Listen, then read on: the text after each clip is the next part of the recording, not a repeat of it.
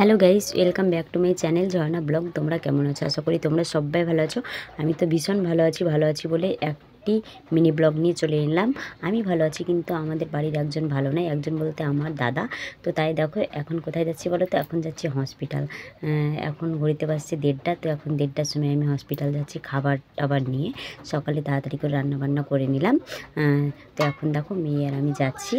মা ফোন করে বলল যে ভাত নিয়ে আয়, তাই এখন যাচ্ছি। আর ভর্তিও নিয়ে নিয়েছে। তো এখন টোটোতে করে যাচ্ছি, টোটোতে চাপলাম।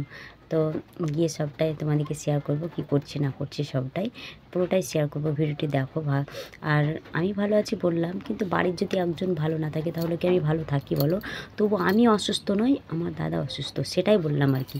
তো এখন তো যাচ্ছি। আর দেখো মেঘলা মেঘলা ওয়েদার, আকাশটা একদম নীল। তো অলরেডি দেখো হসপিটালে নেমেও গেছি। এখন এই যে যাচ্ছি মেয়ে আর আমি।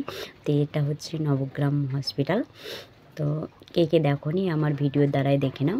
এই যে খুব সুন্দর। আমার মেয়ে কিন্তু এই হসপিটালে হয়েছিল। তখন নতুন ছিল হসপিটাল, কেবল মানে হয়েছিল আর কি, বানানো হয়েছিল। খুব সুন্দর ছিল। এখন অনেক দিন হয়ে গেল, 8টা বছর পেরিয়ে গেল বলো। সেই জন্য এখন একটু অন্যরকম।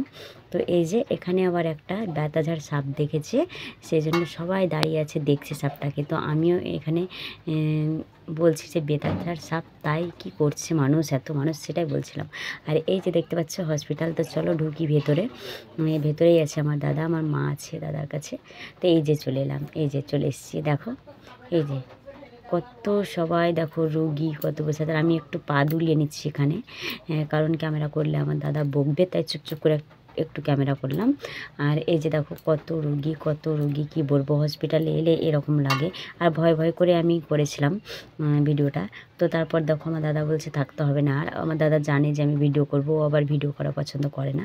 সে দেখো চলে এলাম। আর এখানে দেখো হসপিটালের ভিতরে দেখবে বাচ্চাদের খেলনা দেখো। এই যে দেখতে পাচ্ছ পার্কের মতো ছোট্ট করা আছে, পার্কের মতোই করা আছে আর কি, বাচ্চারা খেলাধুলা করবে বলে। এখানে দোলনাগুলো তো ভেঙে দিয়েছে, আগে সুন্দর ছিল, এখন ভেঙে দিয়েছে।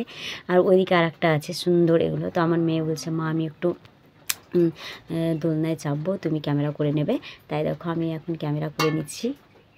এই যে আমার মেয়ে খুব হ্যাপি, কিন্তু এইসব মানে বাচ্চাদের না খুব ভালো লাগে না। দেখো হসপিটালটা কিন্তু খুব সুন্দর কি বলবো, আসলে যেতে মন চাই না। তো বাড়িতে তো একজন ভালোই নয়, তো এখন একটু ভালো লাগছে বললো। তবুও আবার খাবার টাবার খাচ্ছে, তখন পেটটা ব্যথা করছে। তো আমাকে মা বললো চলে যা তুই বাড়ি, আমরা দেখি ছুটি দেয় তো আবার বহরমপুর ট্রান্সফার করবো। তো সত্যি কথা বলতে বহরমপুর ট্রান্সফারও করে দিয়েছিলো। আমরা বাড়ি এলাম, তারপর মা আমাকে ফোন করে বলছে বহরমপুর ট্রান্সফার করে দিয়েছে, ভালো নয় তাই বলছিলো। তো দেখো এখন আমরা যাচ্ছি। এই যে এখন টোটোতে চাপবো।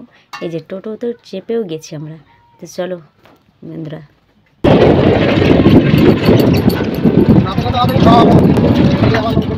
তো দেখো বাড়ি এসে ফ্যানের তলায় বসে গেছি, প্রচণ্ড গরম লাগছিল তাই। তো তারপর ভাবলাম না, এটা ড্রেসটা তো চেঞ্জ করব, তার আগে একটা রিলস বানিয়ে ফেলি।